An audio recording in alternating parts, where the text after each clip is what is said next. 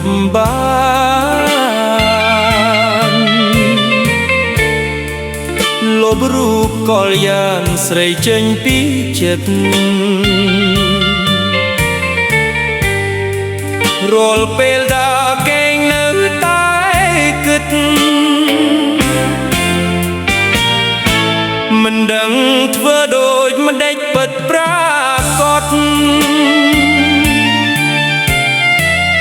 ទើបលងអតីតដ៏សែនឈឺចាប់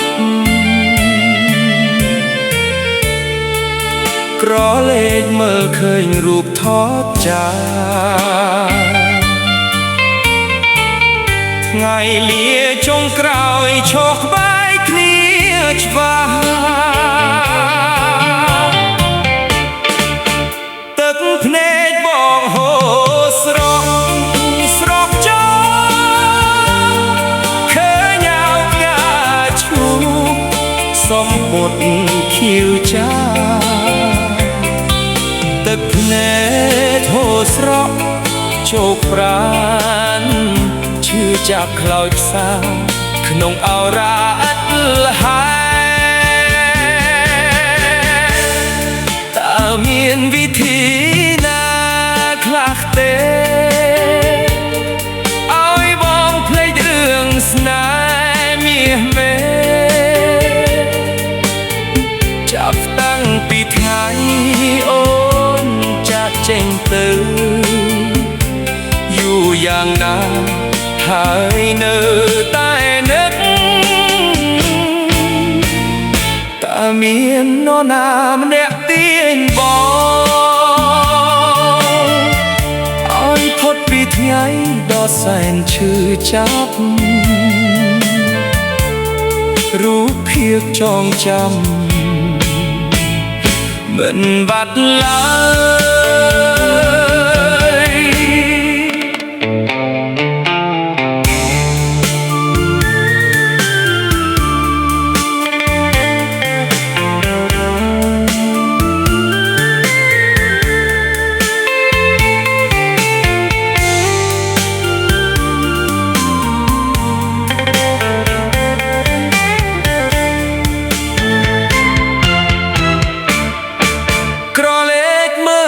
ឃើញរូបថតចាថ្ងៃលាចុងក្រោយឈរក្បែរគ្នាច្បាស់ទឹកភ្នែកបងហូរស្រក់ចង់ឃើញអោផ្កាឈូកសំពត់ខៀវចាទឹកភ្នែកហូរស្រក់ជោគប្រានឈឺចាប់ខ្លោចផ្សាក្នុងអោរាអេតលហើយតើមានវិធីណាខ្លះទេឲ្យបងភ្លេចរឿងស្នេហ៍មាសមេចាប់តាំងពីថ្ងៃអូនចាក់ចេញទៅយូរយ៉ាងណាហើយនៅតែនឹក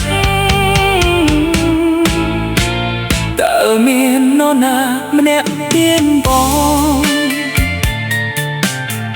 ឲ្យផុតពីថ្ងៃដ៏សែនឈឺចាប់រូបភាពចងចាំមិនបាត់ឡើយតើមានវិធីណាខ្លះទេឲ្យបងភ្លេចរឿង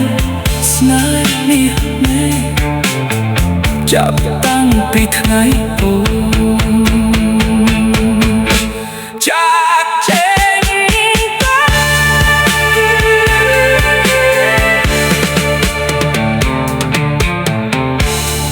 តើមាននរណាទាញបងឲ្យផុតពីថ្ងៃដ៏សែនឈឺចាប់រូបភាពចងចាំ មិនបាត់ឡើយ